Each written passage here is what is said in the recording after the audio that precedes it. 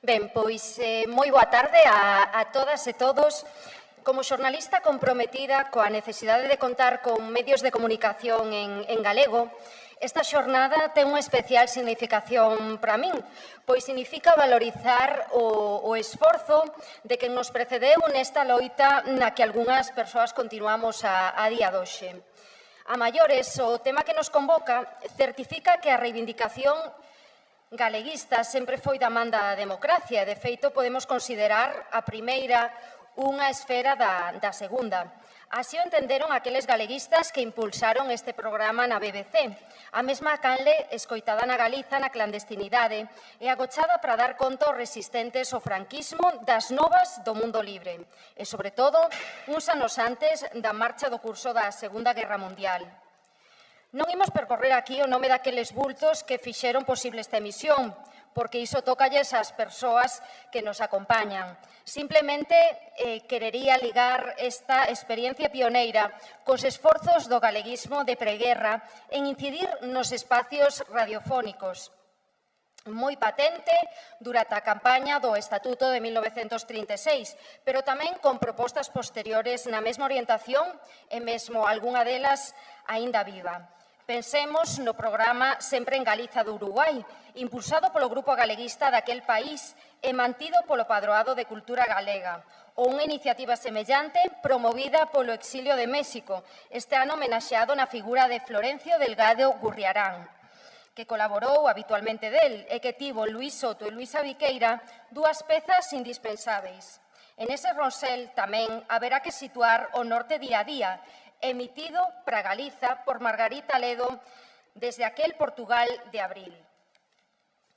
Alfonso Vázquez Monchardín, catedrático do Instituto de Lingua e Literatura Galegas, arqueólogo, investigador e escritor, tamén impulsor do Arquivo Sonoro da Galiza, e máis tamén Antonio Raúl de Toro, catedrático da UDC, autor do libro Galicia desde Londres, Galicia, Gran Bretaña e Irlanda nos programas galegos da BBC de 1947 a 1956, deitarán luz sobre unha proposta que deu voz ás persoas represaliadas, tendo en conta a importancia de que a lingua galega accedese á vanguarda tecnolóxica daquel momento.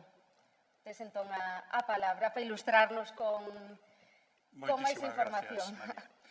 Ben, boas tardes a todos. En primeiro lugar, agradecerlle ao Consello da Cultura Galega que me chame para isto e o coordinador destas xornadas, porque a verdade é que o tema das emisións en galegas da BBC é un tema moi querido.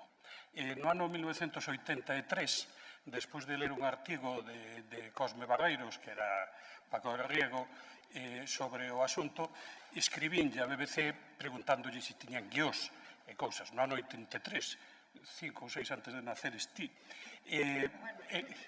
Si, bueno, o que fose, sí, pero antes. E contéstanme que houbera unhas emisións entre o ano 49 e 59, pero ali non se conservaba nada. Que falase con Josep Mañé, co catalán, que era xeica a alma dos programas e tal. Entón, desde aquelas, pois, seguín remoendo no asunto e tiven a sorte de ter contacto con algúns dos protagonistas. Aquí, Cristina Pujales e eu fomos a facerlle unha entrevista hai varias décadas, non sei cantas, a casa da persoa que os inaugurou, que foi Augusto Asía, para que nos contase daquela historia. E despois, con Paco de Riego, pois tamén falamos varias veces desto, con George Hills, o presunto padriño bo das emisións galegas nunha boa temporada, con Xosé Luís Carrión e con Leuter en Ourense, a través do que coñecín isto que teñen aquí, que é unha xoia, que son os guións primeiros de todas as emisións radiadas en Galicia, que estaban na mão de Leuter e Ourense. Entón, era un tema que me era bastante próximo e bastante querido e sobre o que remoín no que puiden. Titulo esta pequena charla a historia dunha ilusión e o primeiro que lles digo é que teñen aquí o libro canónico e o libro do profesor Antonio Raúl de Toro que publicou no ano 94 con todos os guións. Isto é algo que non ocorre nin cos guións catalás nin cos guións vascos, Por que? Pois porque nós, gracias á capacidade organizativa de Raimúndez, encargouse de que quedasen copias enteiras, unha na Real Academia que donou il, outra que lle iba enviando a Leuter, e despois Paco de Riego fixo outra con isto, en base a que tiña el e os que lle faltaban saíron de aquí.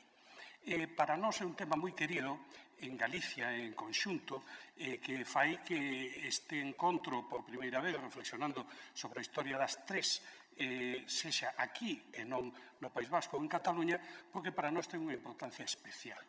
Por que?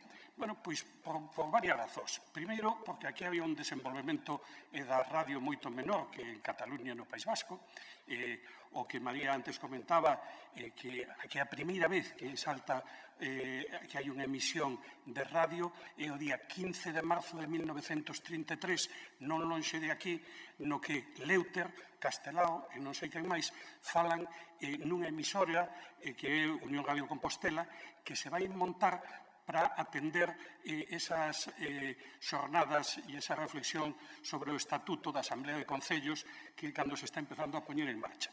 Pero claro, 33, 34, 35, 36, nuns poucos anos empeza a guerra e é un desastre.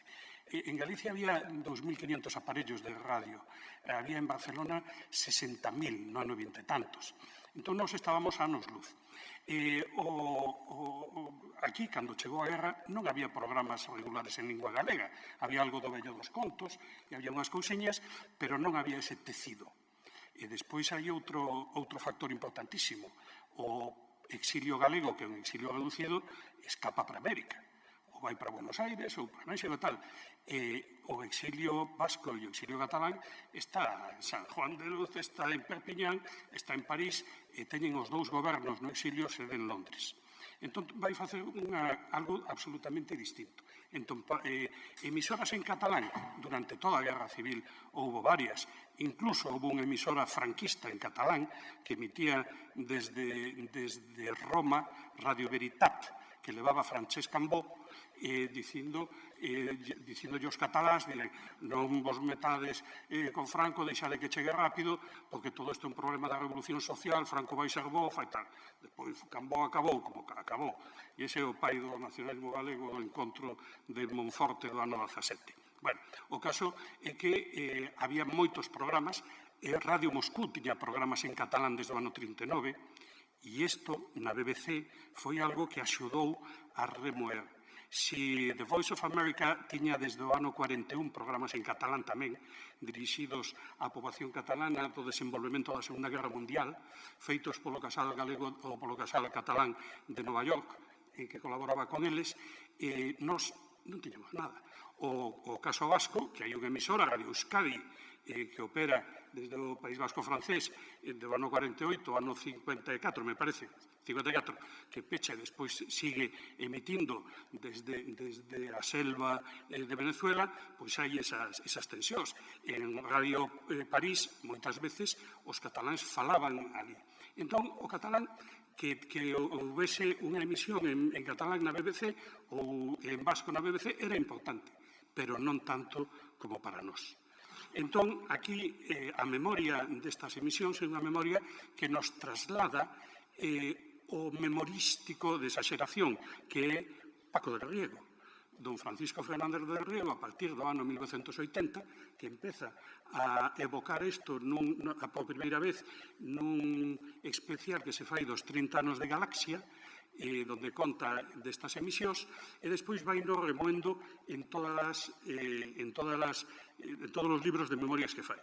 Cada vez amplificando máis o seu papel e diminuindo o papel de outros, e cada vez, pero claro, a memoria é así, e cada un, pois, fala ben de si mesmo, non? No caso de Paco, que ten todos os méritos do mundo en moitísimas cousas, nesto teño que decir que foi bastante injusto, porque as emisións teñen unha historia bastante particular. O libro imprescindible é este de Galicia desde Londres, da autoría de Toro. Despois, dúas pequenas achegas que hai, unha esta que se lles acaba de regalar a todos vostedes, e se non a teñen pídana, que é as emisións en galego da BBC Plácido Castro, que teñen aquí por consello ou por regalo da Fundación Plácido Castro, que é un pequeno traballo meu sobre o asunto, que tamén está en formato PDF que se pode descargar da web deles e tal. E outra cosa pequeneira é un folleto de difusión para o mundo escolar que se fixo na páxina do Portal da Lingua, que o poden descargar de aí, pero que tamén hai abaixo 10 ou 12 exemplares para que nos queira. E tamén na páxina da Real Academia pois hai unha cousa de 6 ou 7 folios onde se lle contexto. Bueno, este é o primeiro programa, e como ven, pon Spanish Program. Spanish Program, Monday Night, 14th April 1977. Isto é importante. E despois de baixo pon Galician Program, número 1. Vamos a contextualizar. O programa galego da BBC era un programa que facía un redactor da BBC da sección española que estaba encargado deso, igual que o vasco e que o catalán. Redactores que, igual que tiñan esa función, tiñan outras, porque isto era só un día ao mes o que facían os programas galegos e os programas vascos. Do resto, eles traballaban na sección española. De feito, unha das voces que narrou a Segunda Guerra Mundial foi Raimúndez e outra foi Mañé. E entón traballaban na BBC. Que significa? Que non había un departamento de galego, sino que era unha persoa que exercía de motor. No caso galego, moi eficaz, porque vindo de tradición galeguista, Raimúndez nunca fora un membro destacado nin especial. Seu pai era da Mocedade Galeguista de Ourense, Benigno Raimúndez, un famoso sastre, pero el non, el ao principio coqueteou pois co fascismo, en la conquista del Estado, escribindo uns artigos preciosos que se poden suscribir ao 100%, porque era unha revista, ao principio estaban Ledesma Ramos e estaban moi despistados. Acababan os mítines dicindo viva la Italia de Mussolini, viva la Alemania de Hitler, viva la Rusia de Stalin. Me quedaban tan anchos, bueno, como é a cousa. Entón, no medio dese cacao, pois escribía uns artigos dicindo ahora que la nacionalidade gallega se está firmando con el estatuto, es hora de que se haga un régimen federal en España como la Unión Soviética. Pues para que catalanes, gallegos e tal tengan su libertad e tal. E isto nese periódico La Conquista del Estado. Bueno, Rafael Mañé ou Raimúndez, por circunstancias da vida, marcha da súa cátedra de xeografía da Escola de Comercio de Barcelona aos campos de refuxiados no sur de Francia, de aí salta a Londres, unha historia rocambolesca na que ten que ver un crego protestante misioneiro en Ourense, e en Londres pasa o mesmo que comentaban antes no caso de Mañé. Entra a traballar inmediatamente na BBC, que buscan voces, e a partir de aí é cando xorde a idea dos programas en catalán. Desde un principio, Mr. Stordy, no libriño este ven as cartas cruzadas que hai, dille a Mañé que, por suposto, que se farán os programas en catalán e en galego, por suposto, dice, por suposto, en galego tamén, o que demostra que o galego está desde o principio, inda que a cerna do traballo levan os catalás, o galego está desde o principio. E dice, máis difícil será conseguir en vasco. E entonces dinlle, hai unhas 4 ou 5 cartas que se cruzan entre Josep Mañé como promotor e os da estructura da BBC, e a BBC despois consulta o Foreign Office, e o Foreign Office decide, porque é un tema. O servicio exterior da BBC non depende do presuposto habitual da BBC, sino do Foreign Office. Por qué? Porque durante a Segunda Guerra Mundial era unha arma de propaganda para contrarrestar as outras armas de propaganda. E entón, ao final, o que cortaba o bacallao nas emisións en caso de conflicto era o Foreign Office. A mañán comentaronnos desas tensións que había habitualmente e que houve ao longo de todos os programas. Ben, nacen no ano 1947 por unha circunstancia, aquí poño o aniversario, ese está bien pequeniño. Isto é unha parte do folleto ese que lles paso simplemente para que vexan unhas imaxes. Este é o ourensán Raimúndez e isto é o aparello de radio que utilizaba Leuter para escoitar as emisións en Ourense. El titulo un dos apartados a Radio en Galicia unha historia tardeira, onde lle conto isto de que empeza moito despois, 10 anos despois de que no Galician de que nacera pois en Cataluña. Este ano, como saben, cúmprense 100 anos da BBC, o día 18 de outubro, 100 anos da BBC e cumprironse outro día 75 da Galega. O sea, o galego entrou aí, meteu o fuciño un pouquiño 25 anos despois de empezar en eles, non? Entón, neste nacemento, cal é o contexto internacional? Poñámonos que no ano 46, no ano 45, finais do 45, principio do 46, crease a ONU. As dúas primeiras decisións que toman, é dicir, España foi réxime fascista e entonces foron os embaixadores dai. Entón, no ano 46 e 47 marchan os embaixadores e hai un tema de illamento. Pero no ano 48 os rusos dividen Berlín, empezan todo aquilo, e entonces o mundo ten outra polaridade.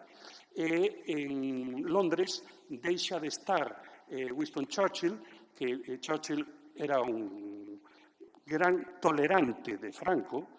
Winston Churchill, que foi correspondente na Guerra de Cuba, sabía moito de España, e decía, no, este tío é menos malo que polo menos axúdanos a frenar os comunistas. E entonces era así. Pero no ano 45 Attlee gana as eleccións laborista e entón é un clima máis favorable a que se poda entrar, a que se podan facer estas emisións. Emisións que desde o Foreign Office teñen clarísimo o que se repite sempre, nada de política. A política é para as emisións, digamos, en castelán e deixanse estas como tema de respeto da diversidade cultural. Se temos en conta que a BBC tiña xa emisións en galés, tanto para os habitantes da Argentina que falan galés, ali uns 4 que quedan ali que Luís seguro que coñece aquelas aldeas, que son sitios alucinantes, esa mezcla de céltico e de argentino que falan, é para Gales de Gales. Entón, hai un ecosentido do Reino Unido con Escocia, Gales e Inglaterra, pois que haxa 3 temas de linguas, pois é un tema bastante razoable e, sobre todo, se non teñen especial problema. Cando está ali Raimúndez, el só vese arrastrado, digamos, a facer estes programas de inmediato. Entón, el bota mau do que ten. Cando non ten claro nin goberno vasco nin goberno catalán. Nos papéis que se cruzan inicialmente, Mañé dille a BBC, non hai ningún problema para facer os programas en catalán. Aquí hai 30 exiliados de grande nivel, aquí hai profesores da universidade que estudiaron a cultura catalana, que tal, teño xente de sobra. E para os programas en galego, Raimúndez é a persoa, e non dubido de que, a parte de Augusto Asía, poderá encontrar outras persoas. E entón, el colle Augusto Asía, colle despois algúns outros personaxes da cultura norteamericana ou inglesa que están por ali, que non recordo ahora exactamente os nomes, profesores de universidades que estudian temas de lingua medieval, profesores, xente que estudia temas de cantigas, e monta unha serie de programas. E, ao mesmo tempo, ponse en contacto con quen? Cos que coñece, cos da casa, cos de Ourense. Seu pai tiña unha sastrería na Rúa de Alba número 24. A sede do Partido Galeguista era a Rúa de Alba número 22. Entón, estaban ali íntimamente de trato sempre. E entón, o primeiro que fai é chama a Leuter, o avó de Xosé Lois Carrión, e dille, temos que montar isto, estou aquí só, axúdame a montar unha rede de colaboradores. Viaxa a Galicia en outubro do 47 e dille o plan, cando xa as emisións levaban varios meses en funcionamento. Cal foi a recepción previa? Non o sei, sospeito que escasa, porque en todo momento, cando Leuter fala ben Xosei de que teñen que organizar a cousa, temos que empezar a facer isto. E entón falan digamos que renace a bella organización de nós, porque de xerente de nós, que estaba Leuter, tiña trato pois con Ramón Vilar Ponte. Entón chamaba Ramón Vilar Ponte, a Quirino Iglesias Alvariño, a tal, a cual, a tumba e a dalle. A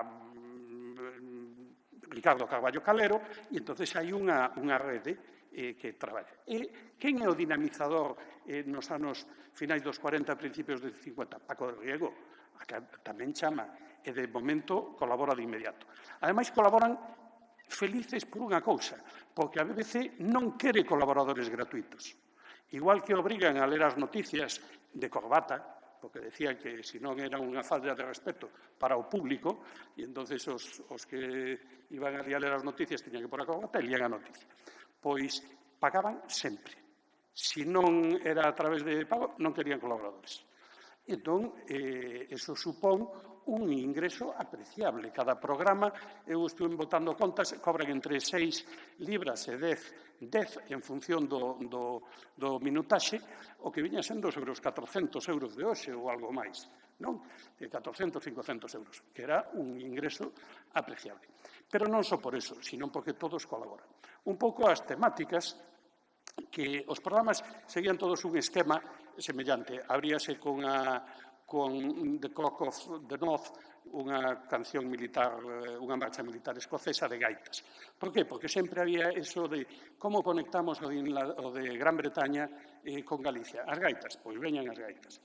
E sempre concluían cunha muiñeira da Coral de Ruada, un pasacorredoiras da Arnolla, a maior parte do tempo, ou outros. E polo medio, pois líanse os textos que lle chegaban de Galicia ou os textos que elaboraban alá.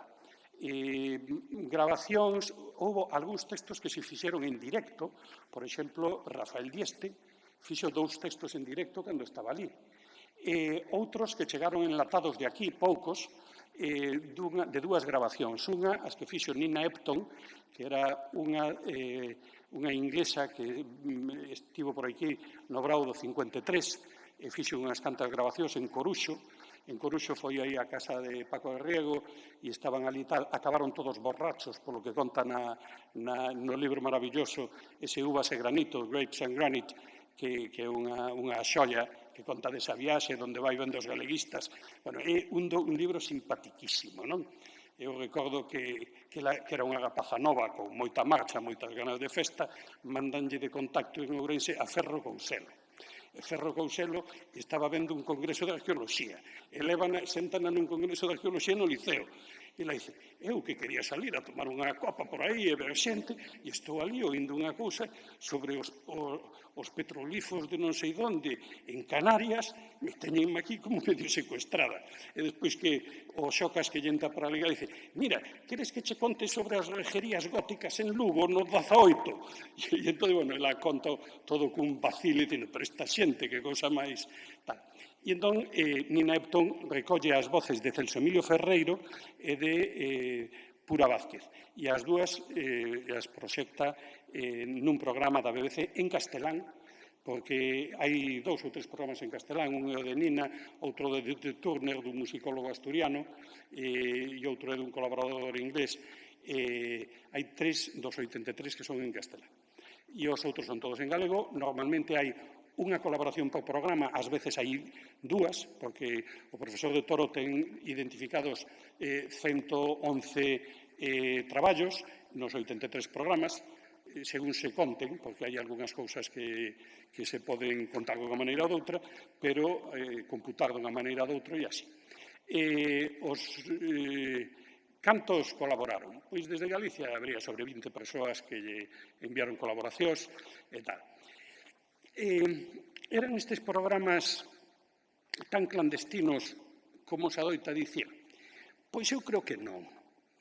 Creo que non polo seguinte. Primeiro, porque hai noticias deles na prensa.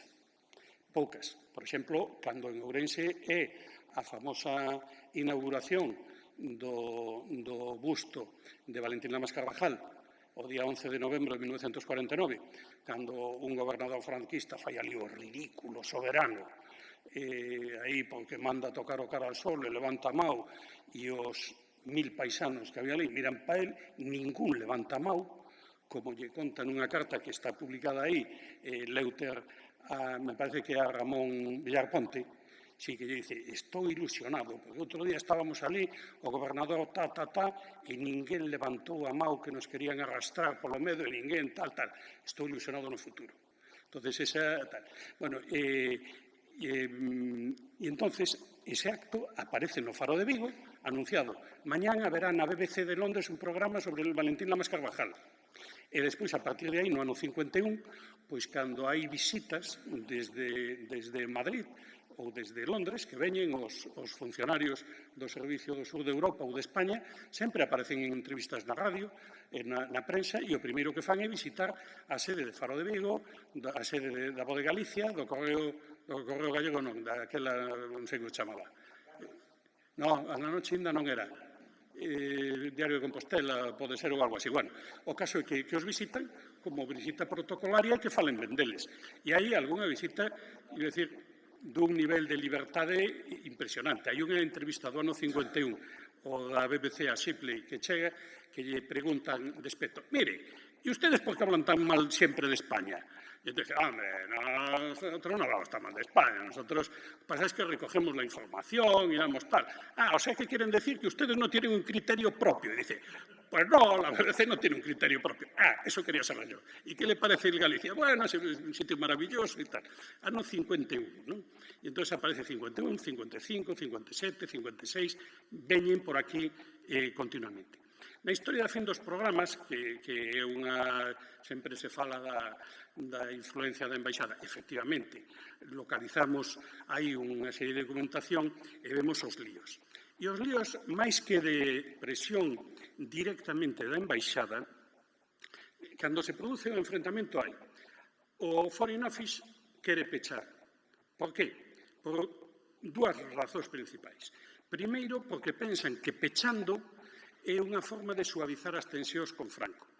Tensións que no ano 50, finales do 54 que se decide, 55 que se fai, é cando ven Isabel II a Gibraltar, que é un momento de grandísima tensión, manifestacións de falanxistas que queren apedrear o consulado, e entonces aí hai unha anécdota moi simpática, donde o embaixador chama ao ministro e dille, oiga, que me están apedreando a embaixada.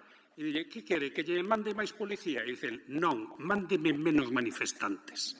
E entón, con unha sorna británica así, non, mándeme menos manifestantes, vamos a entendernos, non? E entón, claro, no medio de aquela tensión, dice, así podemos suavizar. E entón, pero hai outra circunstancia. O centro informativo está cambiando de sitio. España, estamos no momento da guerra de Corea, estamos no momento de Vietnam, estamos no momento dos líos, do comezo de líos en Oriente Medio, estamos, España, ademais, agora entrou na UNESCO, na OMS, nos anos 50, 51, 52, no 55 na ONU, e no 55 entra na Unión Europea de Radiodifusión, entra a Radio Nacional de España. Invitada polo presidente da Unión de Radiodifusión de Europa, que era Ian Jacobs, que era o presidente da BBC. E invitou por qué? Porque dentro das grandes emisoras do mundo nese momento estaba Radio Nacional de España. Radio Nacional de España emitía, aparte de para Sudamérica, emitía en 20 e tantas linguas. Todas as linguas dos países do leste de Europa, e era unha vanguardia anticomunista.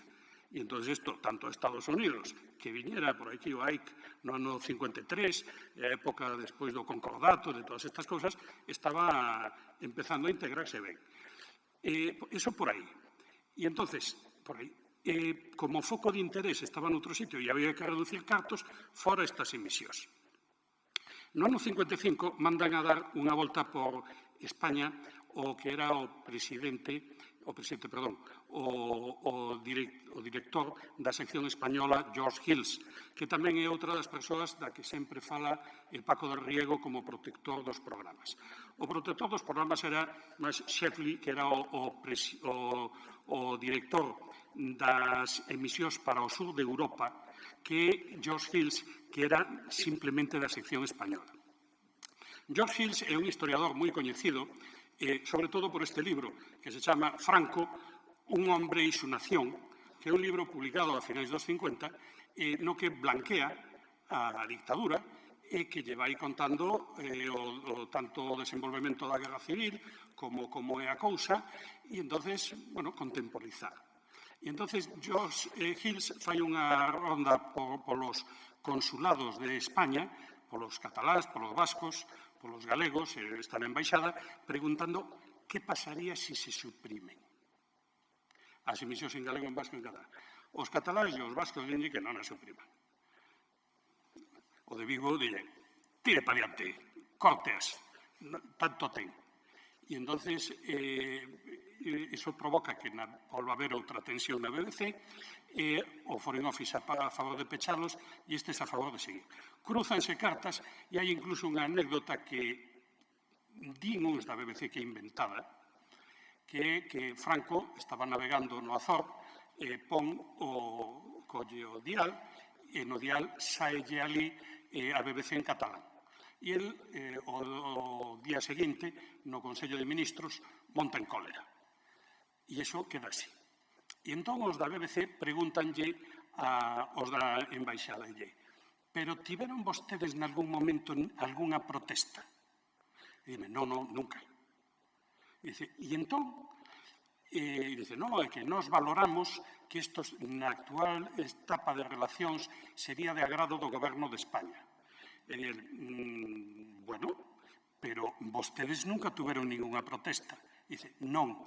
Dice, bueno, entón eu estou a favor de que sigan, porque ustedes están actuando non no que eles pensan, sino no que vostedes pensan que eles pensan.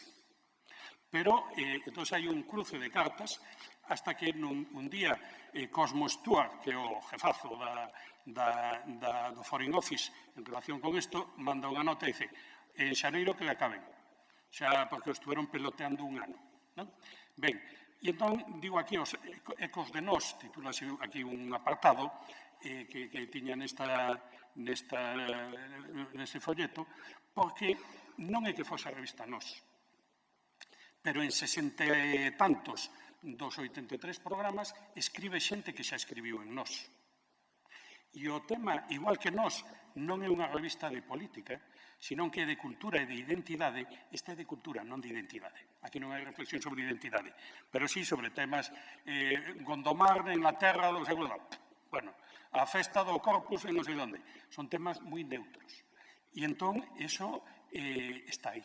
Eu sempre, cando digo isto, de que a revista Nós non é unha revista política, lembro que no número de maio de 1931 non hai nin siquiera un saúdo á República na nova situación.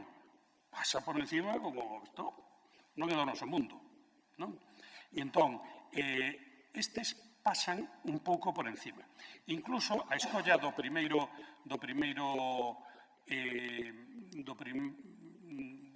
persoa que inaugura as emisións, o mellor é casual, o mellor era a única persoa coñecida e importante que tiña cerca naquel momento Raimúndez, que era Augusto Asía. Pero Augusto Asía fai un primeiro programa, que se queren despois o podemos escoitar, porque teño unha reconstrucción aquí exacta de como foi o primeiro programa, dura 10 minutos, pero, e entonces nese primeiro, tamén está colgada na rede, xa poden ver por aí, e entonces nese primeiro programa non é un programa nada nacionalista. E máis, ao final acaba lle dando xabón a Salvador de Madariaga, dicindo que é a persoa con máis prestixio galega dos que está en Londres e tal e cual, para aminoralo, porque efectivamente esas presións foron aí. Eu recordo cando nos contaba ali Augusto Asía que efectivamente Madariaga que se opuxera radicalmente desde o principio. Xa hai problemas en España, no exilio, como para ahora empezar con isto e abrirlo aquí. Pero desde a veces non lle fixeran caso, sobre todo eu creo que bastante por esa historia. Bueno, os protagonistas, eu tiña aquí, aparece Josep Mañé, aparece Alexandra Raimúndez, Leuter González Salgado, Felipe Fernández Armesto, Augusto Asía, Xosé Ramón Fernández Oxea, Benxosei, é un ourensán mestre que está en Madrid, e en Madrid fai unha función importantísima, tanto cos escritores novos que van ali a estudiar, desde Méndez Ferrén hasta Bautista Álvarez, hasta calquera. Ele acolle na súa casa a todos os galegos que están por ali e tal, e fai de intermediario entre Galaxia e as autoridades nos temas de censura e de todo isto.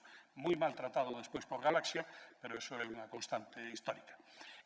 Paco de Riego, Paco, que escribe a historia ao seu xeito, pero que foi a figura clave tamén en moitas destas colaboracións, porque Paco era a referencia, Paco era o liberado, e era o que tiña os contactos de todos e tal. Hai un tema moi significativo. Sí, escribe sempre Raimúndez a Paco de Riego en castellano e escribe os do Grupo de Ourense en galego.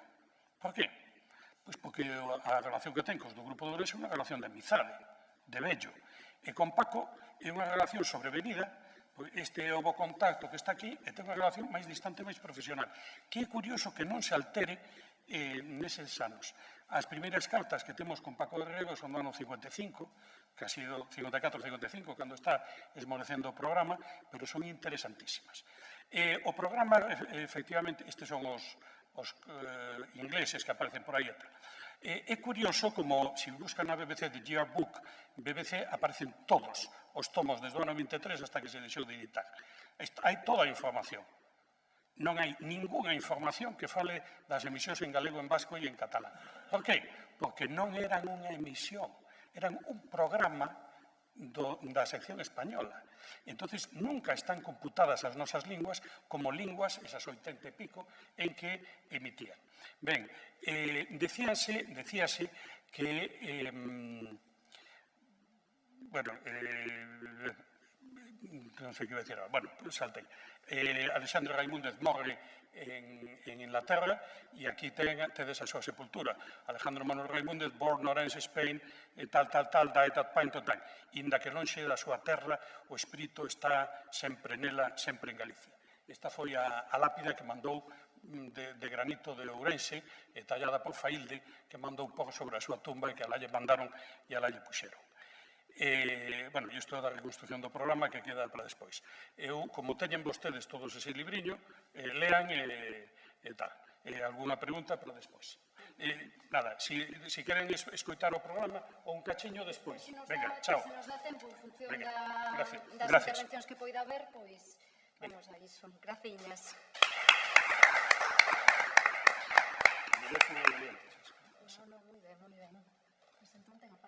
Gracias, muchas gracias. Bueno, boas tardes a todos en primer lugar. En segundo lugar, tamén quería agradecer a invitación que amablemente me fixeron desde o Consello da Cultura Galega a través de Xulio Ríos, a quen coñezo hace anos, coñezo que xa volvo facer, de moito que he traballado pola cultura galega. Tamén agradecer a coordinadora María Ulleiro e ao amigo Alfonso Vázquez Morxardín de que ten algo que ver co que fixen eu hai publicado no ano 94, que xa pasou o tempo. Eu non sabía cando eu estaba traballando, non vou falar de intrahistoria, pero, bueno, simplemente facer unha alusión a que anos despois doime conta de que precisamente en Londres, non? Que foi cando te conocín, non? En Oxford. Exactamente, coincidimos ali e foi cando me enterei de que este señor xa levaba años tamén traballando e adiantáchesme, eu non sei que algo así me dixera. Pero, bueno, a miña historia é diferente porque eu desconocía todo eso. Eso foi de casualidade que me enterei. Eu daquela estaba comenzando a miña carreira académica. Eu veño do campo, teria que dicir, eu non son historiador, veño do campo da literatura inglesa e irlandesa. Entón, sempre o que fixen eu tiña que ver algo con Galicia. Iso que sempre intentei reflectir na miña investigación. Me enseñaron un día, bueno, non isto, enseñaron unha copia de isto que estaba na Academia Galega. Sorprendentemente me quedei abrallado, eu descoñecía completamente eso, e entonces o secretario daquela me falou diso, eu botei un vistazo, me pareceu sorprendente que estuvera así, desta maneira, non? Unha cousa tan, me parecía moi valiosa a simple vista. Cando, despois de 2 ou 3 veces que fui a Academia Galega, xa non pude mirar isto máis. Por que? Porque o secretario, mesmo que me enseñou el, se encargara de escondelos. Así digo, simplemente. Entón, daquela, pois, eu me vin un pouco, bastante perdido. E non sei como foi a cousa de que falei con Fernández del Riego, non sei por teléfono, non o vistei nun Vigo, na Fundación Penzola, e dixo que ele tiña unha copia. E entón foi el, gracias a él, este libro está publicado desde o ano 94, como digo, gracias á copia de Fernández del Riego, a quen lle debo todo. E non só iso, senón a información que teño. Bueno, pois antes de empezar, eu en vez de vou ciñirme o que teño que escrito para non pasarme do tempo, pero quero dicir que evidentemente do que dixo moi brillantemente o amigo Alfonso Vázquez Monxardín, pois algunhas cousas son comuns do que vou dicir, o que dixo el, anticipou, é moi ben explicadas e incluso en algúns casos matizadas, porque a miña información que eu teño non ven desde Ourense e toda a xente de que el fala, senón que foi exclusivamente da información e non só a miña investigación que fixen en Londres a través de Fernando del Riego aquí en Galicia e a miña investigación en Londres, na BBC, curiosamente, exclusivamente. Ben, é un feito indudable que a tráxica guerra fratricida entre os españois desde o 36 ao 39 supuxo un auténtico cataclismo en todos os ámbitos, e se isto é así, no eido cultural, ese desastre resulta moi evidente tamén. O revisarmos as publicacións en Galicia antes da Guerra Civil, obsérvase un grande interese polo desenvolvemento científico-cultural, que contrasta coa tristeira tonía cultural, quero dicir, que prevalecía na posguerra, se exceptuamos casos moi contados aparecidos timidamente. A maior parte dos intelectuais comprometidos optaron polo exilio en Francia, Inglaterra e os países hispanoamericanos, sobre todo.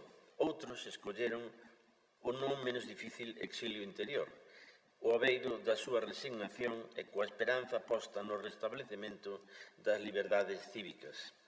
Esa actividade intelectual proseguiu no exterior nos países que acolleran os exiliados españois, e unha mostra significativa representan as emisións da BBC, da British Broadcasting Corporation, no seu programa para España e Hispanoamérica, que George Hills, fillo de española, dirixía nese momento en Londres.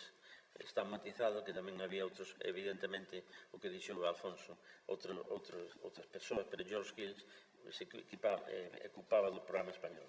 Existía unha demanda real de noticias e información sobre o noso país, tal como se recoñece pola propia BBC, na propia emisora BBC. E teño aquí unha cita en inglés que vou traducir ao galego directamente.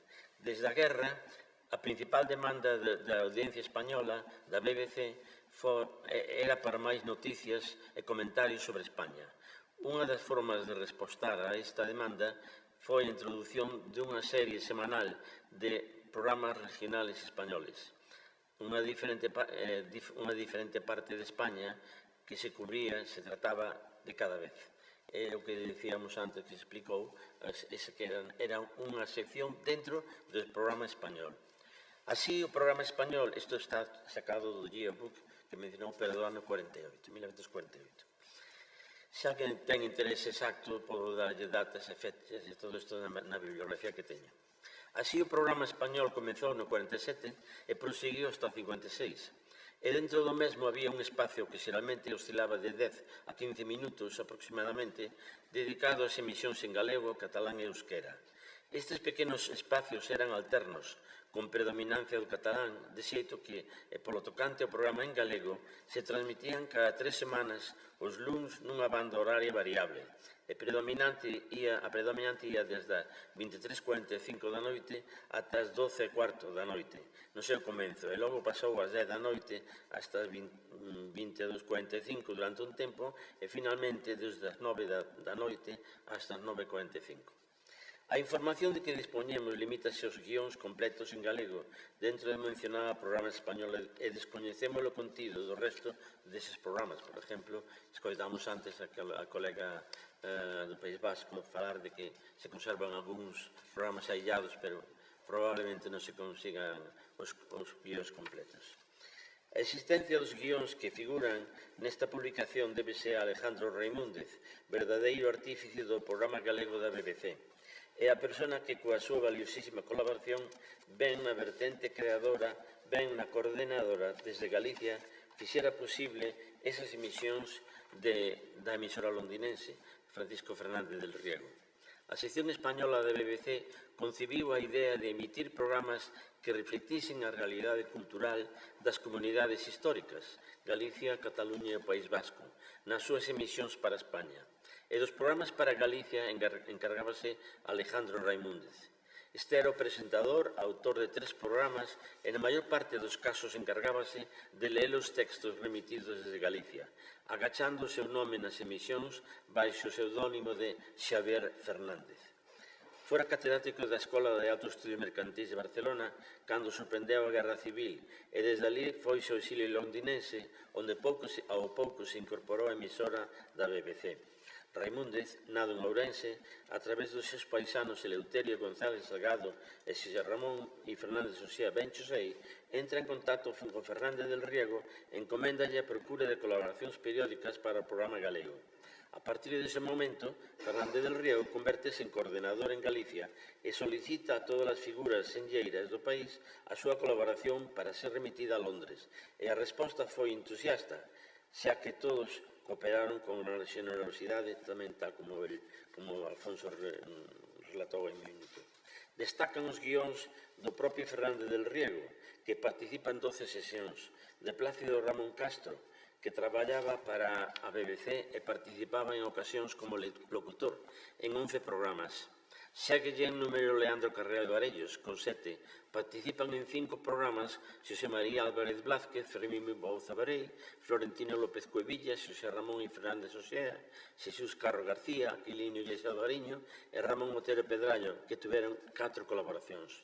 Con unha menos séguenos Alejandro Raimúndez, Ángel Fole, Eleuterio González Salgado, Stephen Reckert, Ramón Villar Ponte, 2 veces participan Felipe Fernández de Armesto, Ricardo Carballo Calero, Rafael Dieste, Celso Emilio Ferreiro e Eduardo Martínez Torner. Por remate, Xosé Crecente Vega, Manuel Chamoso Lamas, Nina Epton, Frederick Fuller, George Hills, Teodoro López San Martín, Manuel María, Sebastián Martínez Risco, Ramón Piñeiro, Faustine Santalices, Benito Varela Jácome, Pura Vázquez e Alfonso Vázquez Martínez colaboraron nunha ocasión. Estes programas emitidos en lingua galega, coa excepción de 3, como se ha de observar, teñen un carácter de exaltación nuns casos e de espallamento cultural na súa meirande parte, mais, na nosa opinión, son un documento histórico de grande valor, polo que supuña de feito insólito, pois a lingua prohibida nos medios de comunicación do país podía escoitarse en todas as aldeas, vilas e cidades de Galicia ou sintonizala a BBC, unha emisora de radio estranxeira que emitía en galego. Esas ondas de radio que chegaban aos receptores significaban un pouco o alento para tantos que anhelaban o acordar do letargo de Galicia e a súa cultura. Visto deste xeito, os programas en galego da BBC contribuíron a mantela lavarada viva de esperanza na espreita de mellores tempos. É lugar común na actualidade referirse á influencia tan importante que exerce o medio televisivo, de xeito especial, sobre a sociedade en todas as ordes, a informativa, cultural, recreativa, etc. Os partidos políticos e grupos de presión parecen ter un interese especial por controlar a liña informativa deses entes para que redunde no seu beneficio. Así é todo, ese influxo de televisión é moi recente. A pesar de que a primeira emisión de televisión española tivo lugar o 28 de outubro de 1956, que case coincide coa finalización do programa galego da BBC, o 23 de xaneiro dese mesmo ano, a entrada progresiva de receptores de radio nos fogares españois non se vai generalizar ata fin dos anos 60. Bueno, quixen dicir dos televisión. Por iso, a radio desempeñaba un rol moi importante no deseño da política informativa e cultural uniformadora do goberno de Franco e cumpría o seu control real para servir os fins propagandísticos do réxime. O propio Franco así o recoñecía nunhas declaracións a un xornalista da Axencia Internacional News Service que reproduce La Voz de Galicia no ano 1947 e dicía: 1.200.000 españoles combatieron bajo nuestras banderas y en la liberación de la zona roja los jóvenes hombres y mujeres nos recibían con nuestros himnos que habían escuchado en nuestras radios. E poucos días despois, logo dun Consello de Ministros e como ampliación do tratado no mesmo, aparece un titular de prensa a 2 columnas no mesmo xornal e con procedencia de Madrid, que recolle as declaracións do Ministro de Educación Nacional. E cito textualmente: algunas radios extranjeras hacen una campaña calumniosa en relación con supuestas exportaciones de artículos alimenticios. Isto tamén é do ano 1947. Aínda no ano 1956 non había reparo en admitilo públicamente e así, na mensaxe de Dani Novo que o ditador dirixe ao país, entre outras recomendacións, advirte os ouvintes aos lectores o seguinte, e cito: hoy, sin embargo, tengo que preveniros de un peligro. Con la facilidad de los medios de comunicación, el poder de las ondas, el cine y la televisión se han dilatado las ventanas de nuestra fortaleza. El libertinaje de las ondas y de la letra impresa vuela por los espacios y los aires de fuera penetran por nuestras ventanas, viciando la pureza de nuestro ambiente. Fin de cita. Por conseguinte, e dado o bloqueo internacional ao que España estaba sometida, toda emisión estranxeira víase consumo receo, e cando era negativa para os intereses do goberno, considerábase unha intolerable inxerencia en asuntos internos do país.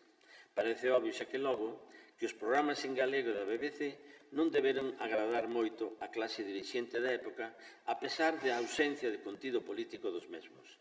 Sen embargo, os colaboradores, na súa maior parte, caracterizábanse por teren un pasado comprometido con o nacionalismo galego. Tal é o caso de Otero Pedrallo, Fernández del Riego, Plácido Castro, Vilar Ponte, só por citar algúns. Ademais, o uso prácticamente exclusivo do galego nesas emisións tornábase en algo máis que un programa de difusión cultural.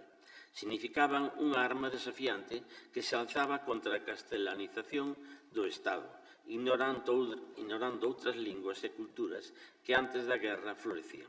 Que se saiba, non había ningunha pegada en España de emisións en lingua galega neses momentos. E o simple feito de escoitar falar galego desde unha emisora inglesa, cando en Galicia a súa redifusión estaba censurada, é fácil imaginar que debeu supor unha experiencia emocionante para os seus ouvintes.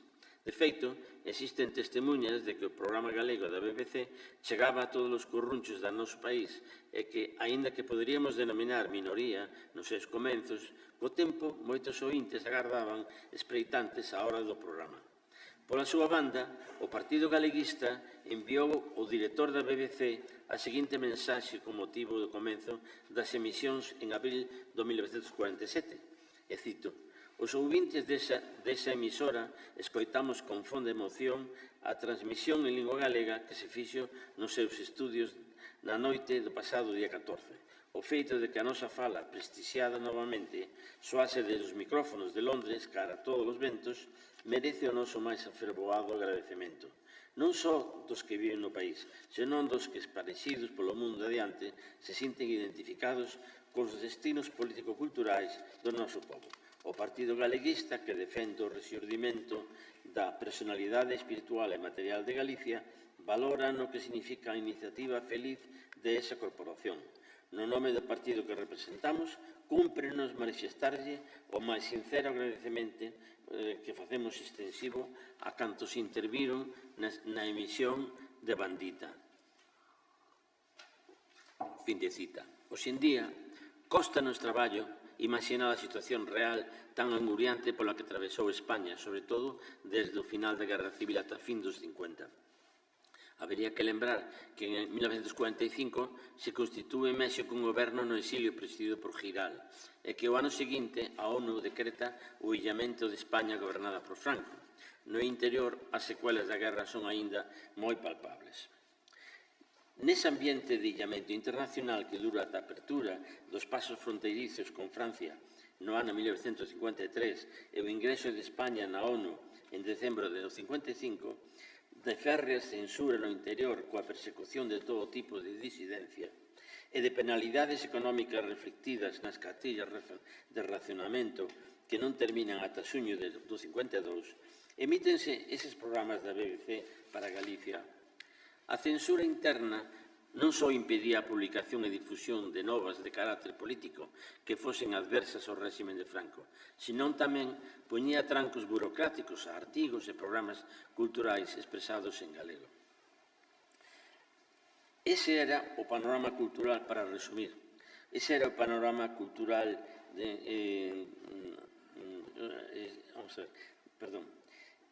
que eso era o programa cultural existente en Galicia.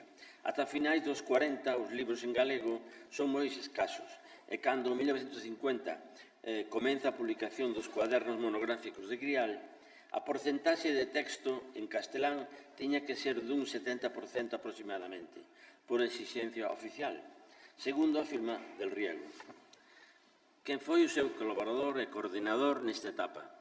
Verbos xornais, a excepción representaba, tal vez, o suplemento del sábado do Compostelano na noche, que tiña unha sección titulada Un tema gallego cada semana en castelán, que asinaba Fernández del Riego, máis outra en galego titulada Parladoiro, e que escribía Otero Pedrallo. Ese suplemento bilingüe de La Noche publicouse desde outubro de 49 ata xaneiro do 50, e os 15 números publicados pode considerarse como un antecedente da futura Grial. En calquera caso, parecía existir unha certa tolerancia cara ao bilingüismo, mais sempre con maior preponderancia do castelán frente ao galego.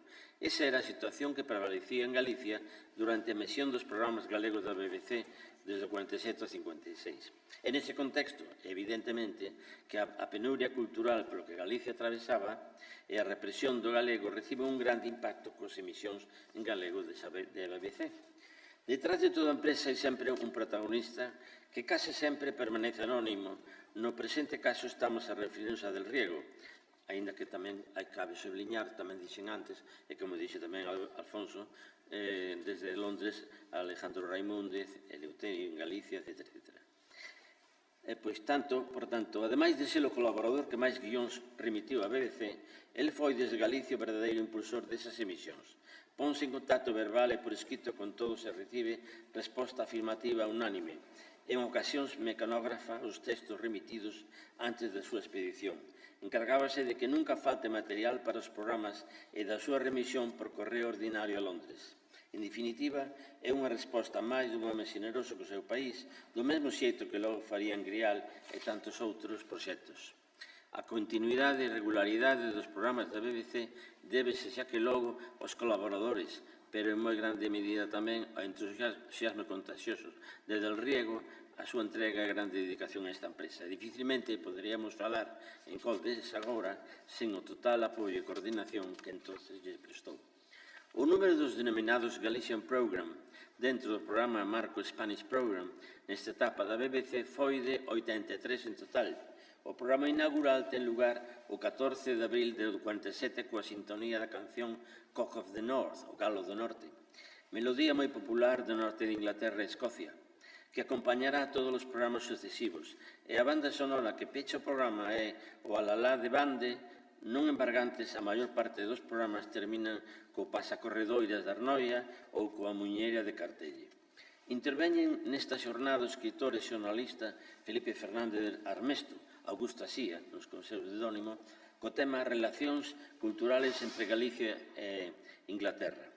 Non é casualidade que Fernández Armesto fose escollido para o programa inaugural, xa que gozaba de grande predicamento na súa profesión xornalística no estranxeiro, unido ao feito de que adquirira notoriedade por ser o primeiro xornalista occidental en ser expulsado da Alemanha nazi en maio de 1933 e recibido polo corpo diplomático a súa chegada a Ámsterdam. Non obstante o anterior, nos anos 1920 colaborara na prestixiosa e renovadora revista Nós e publicara unha novela curta. Tamén foi colaborador do pueblo gallego de Portela Valladares, participando neste xeito no inovador movimento cultural galego que se desenrolaba por aqueles anos.